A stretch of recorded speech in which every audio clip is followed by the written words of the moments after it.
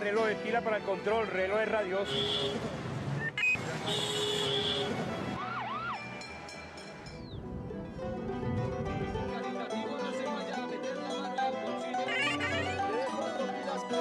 Y continuamos en esta alianza informativa entre Arteria y Directo Bogotá desde la Feria Internacional Arbo 2015 con las personas que se encuentran en la feria, los dueños de galería, las personas que venden arte, los artistas, todos aquellos que hacen parte de este mundo del arte y de Arbo.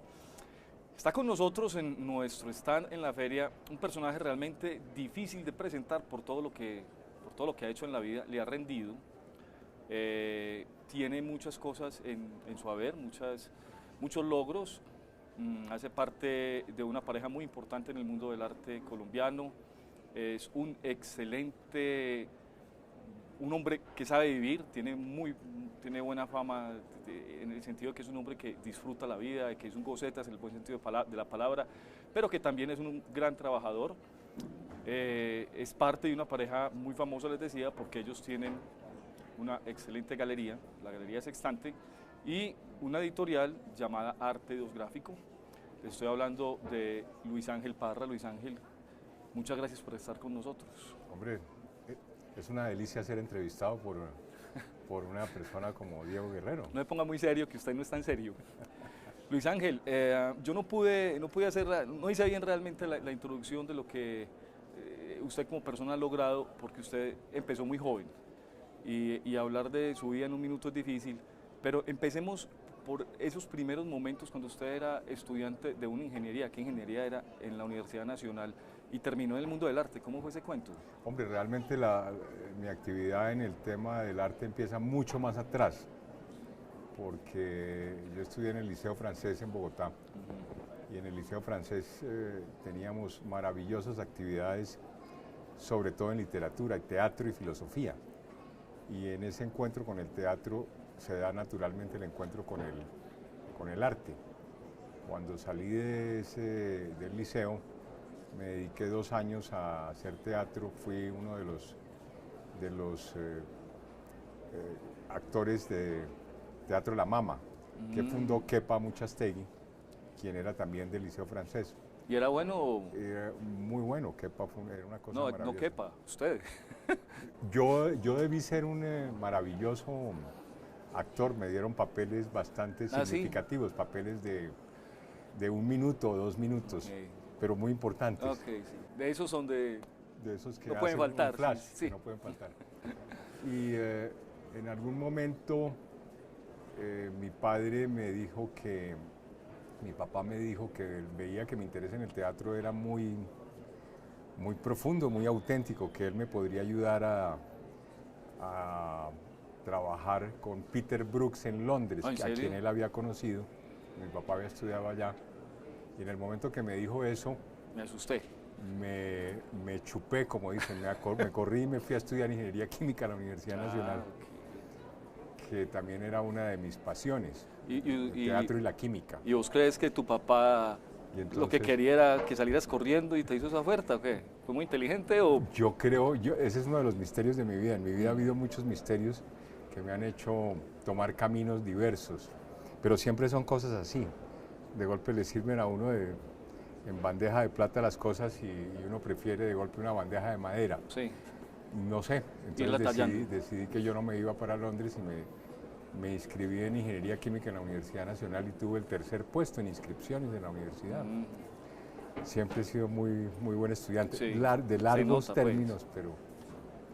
Y en la Nacional me encontré con un mundo fantástico que era Colombia, porque habiendo estudiado en el Liceo Francés había más de Francia que de Colombia. Ya en la Nacional empecé a conocer a Colombia y conocí a una chica extraordinaria que sigue siendo mi pareja, que es María Eugenia Niño, que estudiaba arte, mientras yo estudiaba ingeniería. Yo entré en el año 69 a la Nacional. Y era un mundo, esa época era el mundo posterior al año 68, el movimiento hippie, la revolución, el maoísmo, y una gran actividad cultural. La Universidad Nacional tenía residencias universitarias donde vivía gente de todo el país. Tenía cafetería central donde todos viviéramos o no en la Nacional, comíamos allá y nos fuimos a vivir juntos inmediatamente, María Eugenia y yo, que ella estudiaba arte, y en medio de todos esos ajites de la universidad lo que nos interesaba a nosotros eran las actividades culturales que podíamos hacer en torno al movimiento estudiantil de la época, que era muy, muy interesante. Y empezamos a hacer foros, obviamente a llevar teatro a la Nacional, a participar en todas las actividades culturales de la universidad. Y ahí empezaron también Y ahí empezó el tema, renació mi interés por el tema gráfico y por el tema de los libros, porque tanto en el colegio como en mi casa, pues yo pasaba mucho tiempo en las bibliotecas y era muy fácil terminar haciendo libros. Entonces empezamos a hacer los afiches del movimiento estudiantil, los afiches de teatro, los afiches de cine. ¿Pero eso lo hacían dibujando o ya lo hacían con técnicas de grabado, algún tipo de serigrafía? Empezamos con unos mimeógrafos que tenía el Consejo Estudiantil de Ingeniería, y esos mimeógrafos no eran simplemente, nosotros no solamente picábamos esténciles que se usaban para hacer comunicados y textos, sino que éramos capaces de con un alfiler picar los esténciles y hacer dibujos en un esténcil. Y empezábamos a hacer ahí pequeños afiches, y de ahí el paso a lo que se llama comúnmente un taller de screen era muy fácil, porque ya apareció la gente de arte, los amigos, los compañeros de María Eugenia, y empezamos a hablar de serigrafía, de grabado, de tipografía, de fotografía. Y yo soy muy entusiasta con los temas de los oficios. Terminamos montando un taller absolutamente maravilloso. Ahora es un taller muy grande. Yo creo que es el taller más importante que hay en América Latina, es uno de los talleres más importantes del mundo. Hay que decir que a Arteos Gráfico llegan artistas de muchos lugares del mundo, llegan artistas muy prestigiosos a hacer el oficio. El oficio de preparar planchas, sí. De hacer planchas.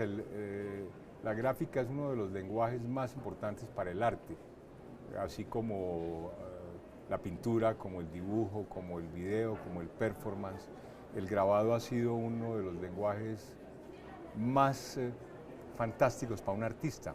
Cuando Picasso estaba pintando y lo llamaban de un taller en Zúrich o en París, el tipo salía corriendo, dejaba el caballete y se iba a grabar. Porque grabar es, cuando a un artista le entregan una plancha de cobre para que la grabe con un buril o con una punta seca, eso es diferente a dibujar o a pintar. Eso obliga al cerebro a otro tipo de movimientos de la mano y a otro tipo de expresión. Y dentro de los lenguajes gráficos hay muchos, la serigrafía, el grabado en metal, el aguafuerte, el aguatinta, la mesotinta, la litografía en piedra. ¿En qué consiste ese cambio de pensamiento? Me imagino que tiene que ser mucho más cuidadoso, sí, más es decir, diligente. Es como pasar de hablar español a hablar griego. Son lenguajes diferentes que te obligan a que las ideas en el cerebro se muevan por caminos diferentes, y porque una cosa es jugar bolos y otra cosa es jugar ajedrez. Ese es más o menos eso es lo que, exagerando, ese es un poco el tema, porque tú tienes que pensar que no estás reproduciendo una pintura ni reproduciendo un dibujo, sino que estás haciendo un grabado que vas a numerar y a firmar. Lo que yo haga, o lo que el artista haga en la plancha, ¿eso queda ahí o se puede corregir levemente? No, eso queda en la plancha. Básicamente queda en la plancha. O sea, tú tienes que tener una cierta seguridad en el trazo, porque a veces estás, por ejemplo, frente a una plancha de caucho y tienes una gubia que tienes que arrancar el caucho, y en esos pedazos donde tú trabajas con la gubia, ahí se alberga la tinta. Entonces tú no puedes corregir fácilmente. O cuando tienes una piedra, litografía quiere decir dibujo sobre piedra. Esa palabra litografía se sigue usando en el mundo moderno de la impresión, pero lito es piedra y grafía es dibujo. Entonces cuando tú estás dibujando sobre una piedra con grasa, porque la grasa va a recibir la tinta que después va a pasar al papel, Entonces el movimiento de la grasa sobre la piedra es muy diferente al movimiento de un pincel sobre una pintura o de un lápiz sobre un papel.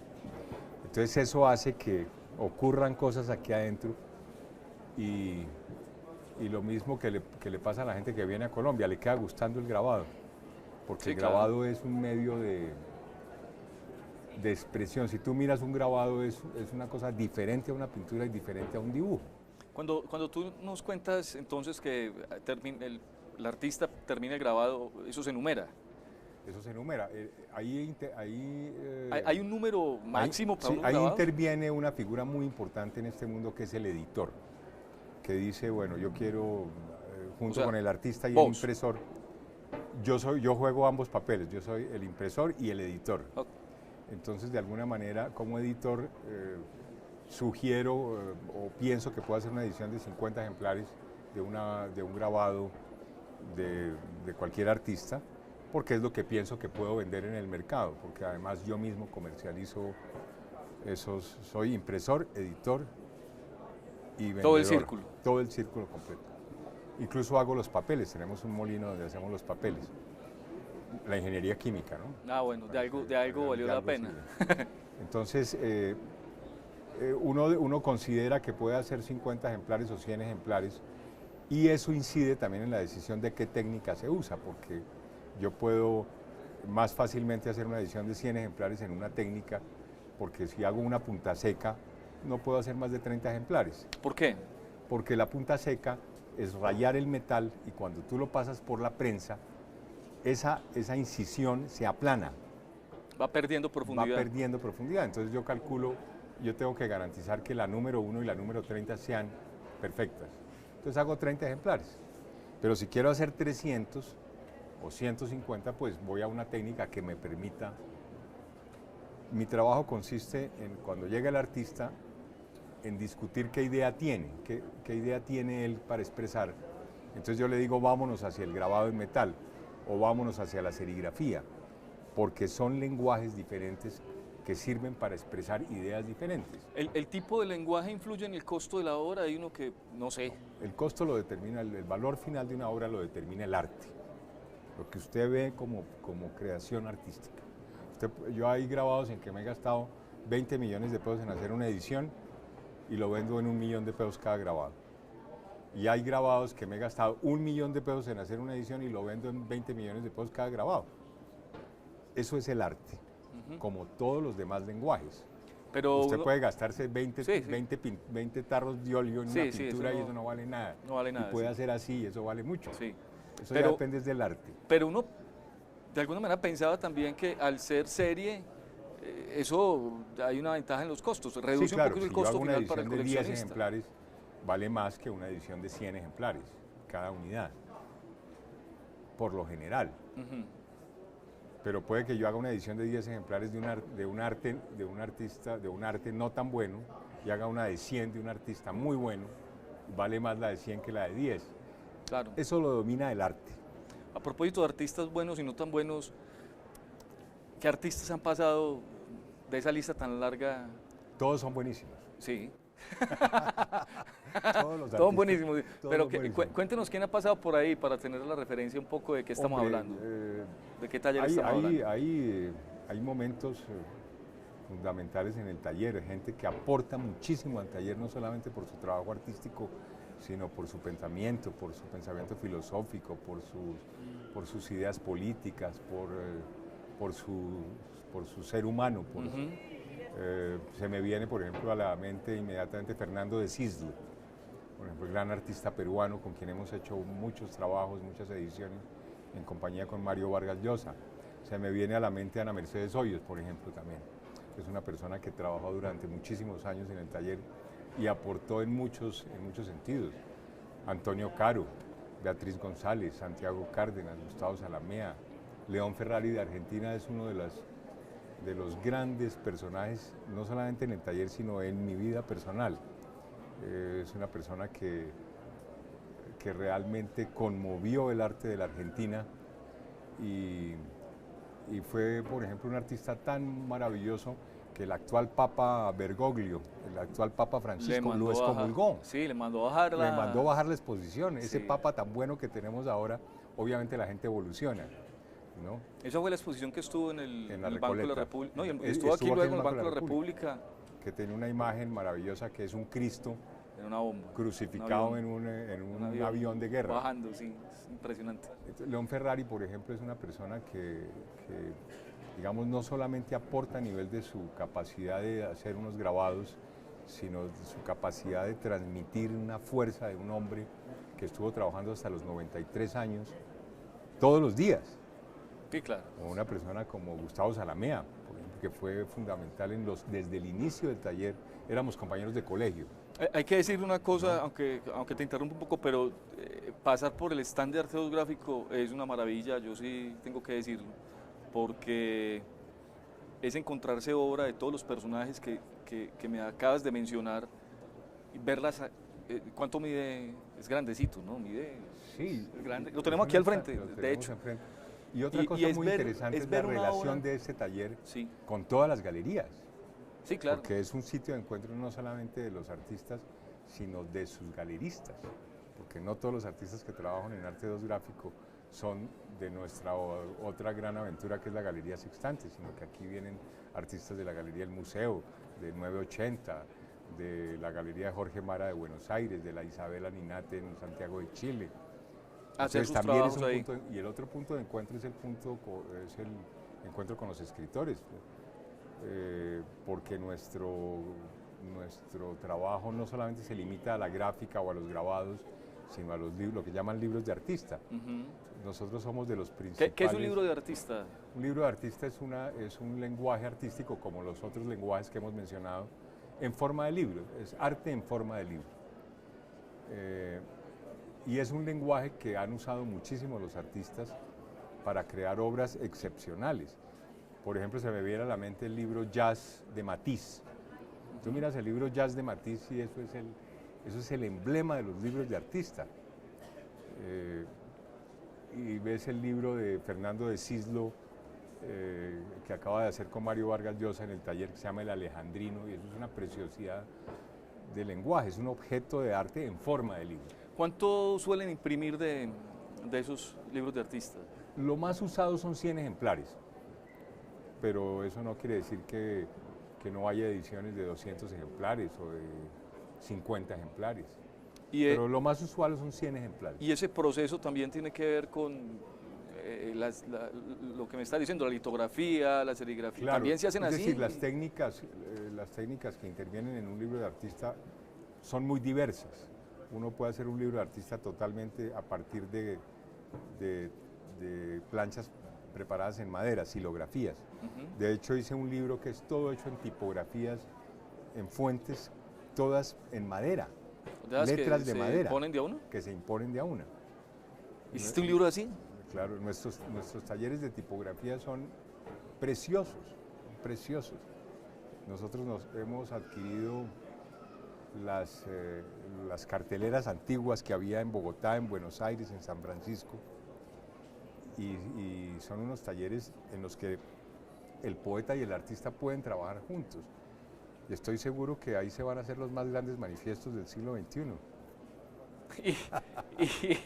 Y ese proceso es complicado, me imagino. O sea, sí, es decir, hay que lidiar el artista puede durar también. 2 o 3 años en su proceso, claro, porque implica muchas otras cosas diferentes a lo que es simplemente un grabado, que se va a enmarcar. Un libro de artista tiene que ver con el formato del libro, cómo se va a encuadernar, qué tipografías. ¿Eso se encuaderna a mano? ¿Qué tipografía se va a encuadernar a mano? ¿Qué tipografías se van a usar?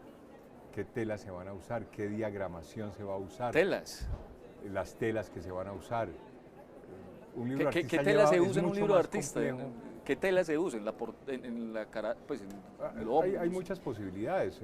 En muchos casos hemos utilizado, por ejemplo, una lona costeña que imprimimos en serigrafía, o sea que la pasta del libro es un grabado original. Las guardas son impresas en litografía. Los poemas pueden ser impresos en tipografía manual. De hecho, son muchas las anécdotas en ese campo cómo se trabaja una...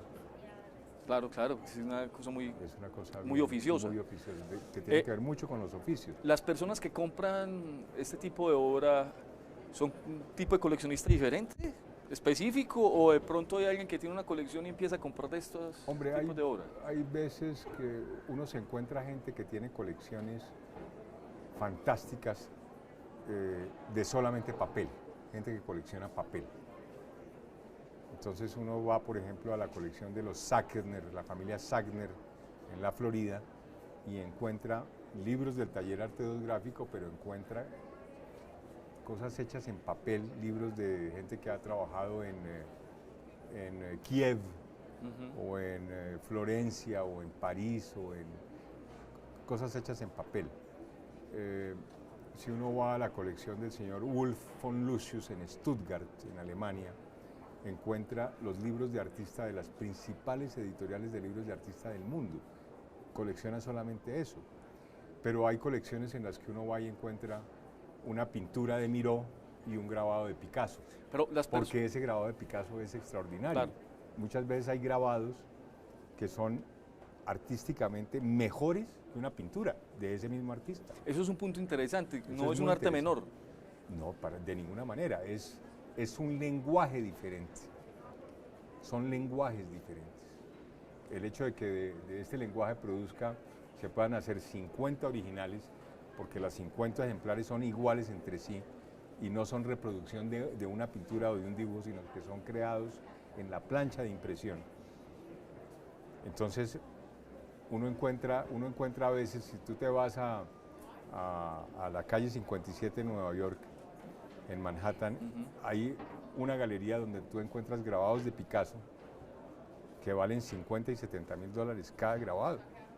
Y hay gente que colecciona y busca esas piezas porque consideran ellos que eso es mejor que una pintura de Picasso. Les gusta. Claro. Es decir, ven una creación artística. Entonces, digamos que la labor es...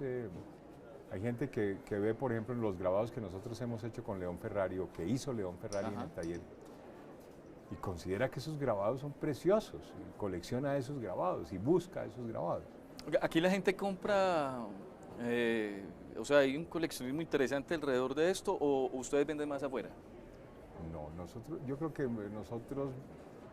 yo calculo que un 50% de nuestro mercado está en Colombia y otro 50% está afuera.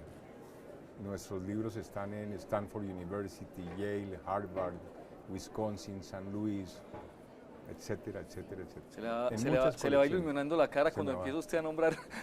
Y hay muchos coleccionistas privados que tienen todos nuestros libros y grabados. Ustedes también O sea, no hay un día en Arte 2 Gráfico que no se venda un grabado, en todo el año. La gente sabe que va a buscar allá grabados y va a comprar grabados. Ustedes también tienen una colección de libros muy bella. Muy bella. Eso como... Hombre, la ventaja... Bella, impresionante además. La ventaja de hacer de haber desarrollado este taller, que tiene 40 años de trabajo, es que nos ha permitido conocer a los colegas que hacen grabado en todas partes del mundo.